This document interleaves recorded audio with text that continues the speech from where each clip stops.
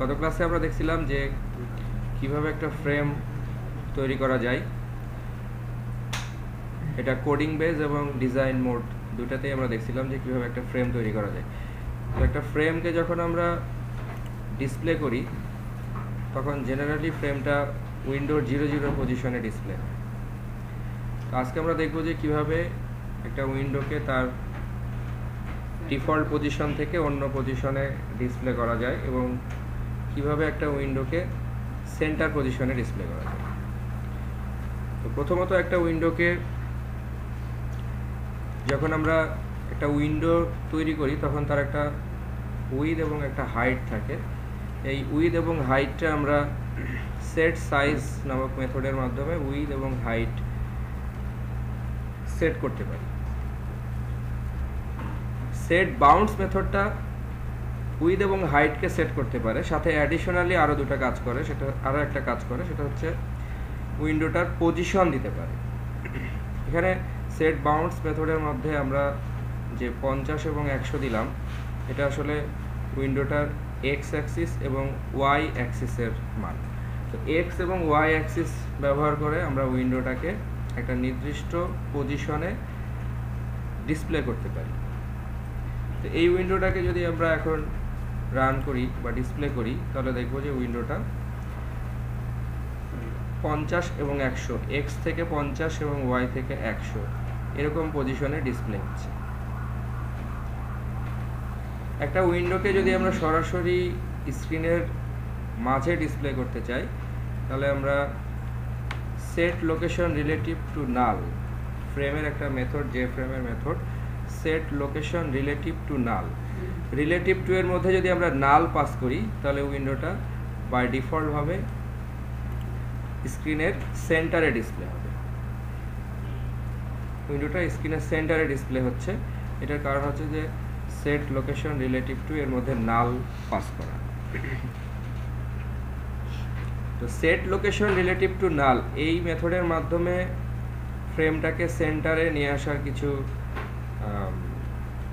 অসুবিধা আছে। সেটা হচ্ছে যে যখন আমরা উইন্ডোটাকে সেন্টারে নিয়ে আসব তখন এটা উইন্ডোর রেজুলেশনের ওপরে ডিপেন্ডেন্ট থাকবে না, অর্থাৎ রেজুলেশন যাই হোক না কেন সে তার ফিক্সড উইথ এবং হাইট নিয়ে উইন্ডোর সেন্টারে ডিসপ্লে হবে। যদি আমরা এরকম চাই যে উইন্ডোটা তার রেজুলেশনের ওপরে ডিপেন্ড করে তার উইথ এবং হাইটকে কমায় বাড়ায় নিবে এবং একই সাথে সে সেন্টারে ডিসপ্লে হবে, তখন আমরা এই সেট লোকেশন রিলেটিভ টু নাল এই মেথডটার পরিবর্তে আমরা তখন ব্যবহার করব হচ্ছে টুলকিট এবং ডাইমেনশন ক্লাস। টুলকিট এবং ডাইমেনশন ক্লাস একটা অপশন যেটার মাধ্যমে আমরা উইন্ডোকে সেন্টারে নিয়ে আসতে পারি। টুলকিট ক্লাসের উইন্ডো ক্লাসের একটা মেথড মূলত হচ্ছে গেট টুলকিট। গেট টুলকিট আমাদেরকে টুলকিটের একটা অবজেক্ট দেয়। টুলকিটের অবজেক্ট থেকে আমরা গেট স্ক্রিন সাইজ এটার মাধ্যমে স্ক্রিনের রেজুলেশনটা পাই, অর্থাৎ আমাদের কারেন্ট যে উইন্ডোটা আছে এই উইন্ডোটার যে স্ক্রিন রেজুলেশন সেই স্ক্রিন রেজুলেশনটা আমরা পাই হচ্ছে গেট স্ক্রিন সাইজ। এই গেট স্ক্রিন সাইজ অ্যাকচুয়ালি একটা ডাইমেনশনের অবজেক্টকে রিটার্ন করে, আর ডাইমেনশনের অবজেক্টটা তৈরি হয় উইথ এবং হাইটের মাধ্যমে। অর্থাৎ এখানে ডাইমেনশনের যে অবজেক্টটা আমরা পেলাম এর মধ্যে স্ক্রিনের উইথ আছে এবং স্ক্রিনের হাইট আছে।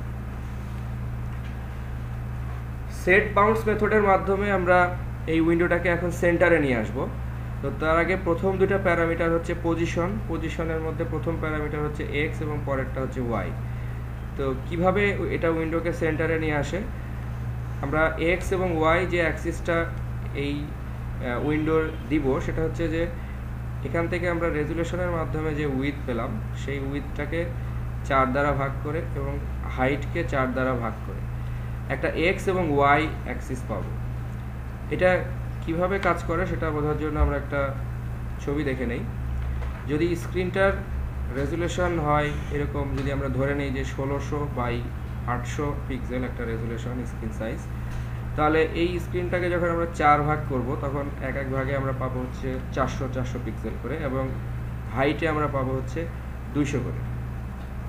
তো যখন আমরা উইথকে 4 দিয়ে ভাগ করছি তখন আমরা উইথ পাবো হচ্ছে 400 এবং হাইট কে 4 দ্বারা ভাগ করলে আমরা পাচ্ছি হচ্ছে 200।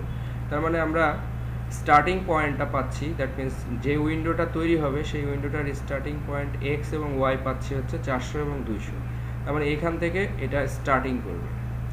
এবং উইথ এবং হাইটের মধ্যে আমরা বলছি যে window height with divided by 2। তো উইথ ছিল হচ্ছে 1600কে 2 দিয়ে ভাগ করলে হচ্ছে 800। তার মানে এখান থেকে স্টার্টিং করে উইন্ডোটা 800 মানে হচ্ছে এইটুকু 400 এবং এইটুকু 400, তাহলে টোটাল হচ্ছে 800।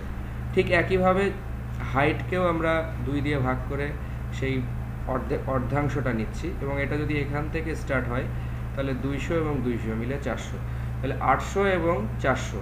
তার মানে স্ক্রিনের রেজুলেশনটাকে আমরা, এটা একটা প্রতীকী ছবি, এই ছবির মাধ্যমে দেখে নিলাম যে কিভাবে এরকম একটা স্ক্রিন, একটা উইন্ডো একটা স্ক্রিনের সেন্টারে অবস্থান করতে পারে, এবং কিভাবে আমরা এই সেট বাউন্ডস মেথডের মাধ্যমে এরকম ডাইনামিক ভ্যালু ব্যবহার করে উইন্ডোটাকে সেন্টারে নিয়ে আসছি।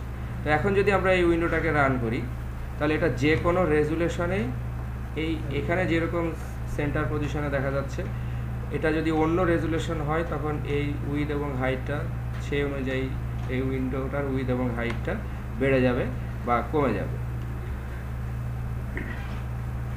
তো টুল কিট এবং ডাইমেনশনকে ব্যবহার করে যেরকমভাবে আমরা একটা উইন্ডোকে সেন্টারে ডিসপ্লে করতে পারি, এরকম আরও একটা অপশন আছে পয়েন্ট ক্লাসকে ব্যবহার করে। পয়েন্ট ক্লাসটা হচ্ছে জাভা AWT প্যাকেজের মধ্যে পয়েন্ট, এবং AWT প্যাকেজের আরেকটা ক্লাস গ্রাফিক্স এনভায়রনমেন্ট। গ্রাফিক্স এনভায়রনমেন্টের একটা object get graphics environment. Get graphics environment এটা আমাদেরকে গ্রাফিক্স এনভায়রনমেন্টের একটা অবজেক্ট রিটার্ন করে, এবং এটার একটা মেথড আছে গেট সেন্টার পয়েন্ট। এটার মাধ্যমে আমরা স্ক্রিনের যে রেজুলেশন, এই রেজুলেশনের সেন্টার পয়েন্ট পাবো, এবং একটা পয়েন্ট আসলে একটা এক্স এবং ওয়াইয়ের সমষ্টি। তো পয়েন্ট ক্লাসের যে অবজেক্টটা আমরা এখানে ডিফাইন করলাম সেন্টার নামে, এই সেন্টারটাও আসলে একটা এক্স এবং ওয়াইয়ের সমষ্টি। পয়েন্ট ক্লাসের মাধ্যমে কিভাবে আমরা সেট বাউন্ড সেট করতে পারি, আমরা যদি ধরে নেই যে একটা উইন্ডোর সেন্টার পজিশন এক্স, তাহলে সেন্টার পজিশন থেকে আমরা উইন্ডোটার উইথ, দ্যাট মিন্স এখানে আমরা একটা উইন্ডো উইথ ব্যবহার করছি 400 এবং হাইট ব্যবহার করছি 150।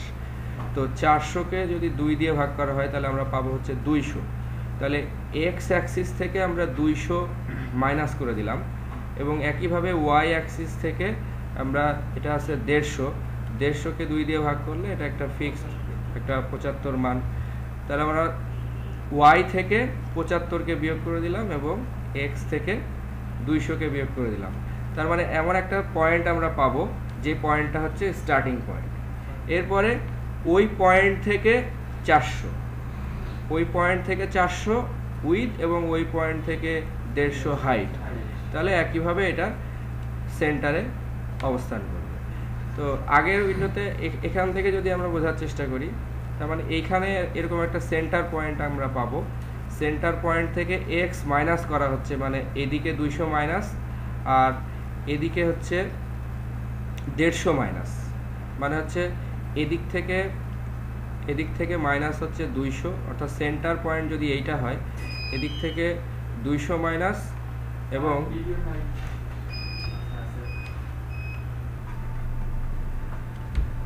তাহলে সেন্টার পজিশন থেকে এক্স অ্যাক্সিসে 200, দ্যাট মিন্স এইদিকে 200 বাদ এবং এইদিকে 75 বাদ। তার মানে এরকম একটা পজিশন স্টার্টিং পজিশন হবে, এবং এখান থেকে 200 এবং এখান থেকে 200 এবং এখান থেকে 150, এভাবে এটা সেন্টার পজিশন রিটেট করছে।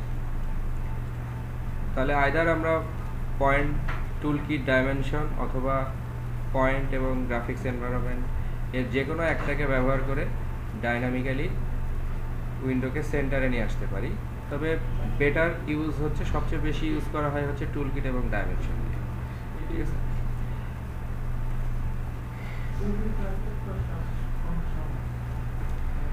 এরপরে আমরা চতুর্থ যে এক্সাম্পল, এখানে দেখব যে উইন্ডোটার যখন আমরা ব্যাকগ্রাউন্ড সেট করব, উইন্ডোর ব্যাকগ্রাউন্ড সেট করার জন্য অ্যাকচুয়ালি ফ্রেমের মধ্যে যখন আমরা ব্যাকগ্রাউন্ড সেট করব, তখন এই ফ্রেমটাকে আসলে যে কতগুলো ভাগে বিভক্ত করা হয় সেই ভাগটা আমাদেরকে বুঝতে হবে।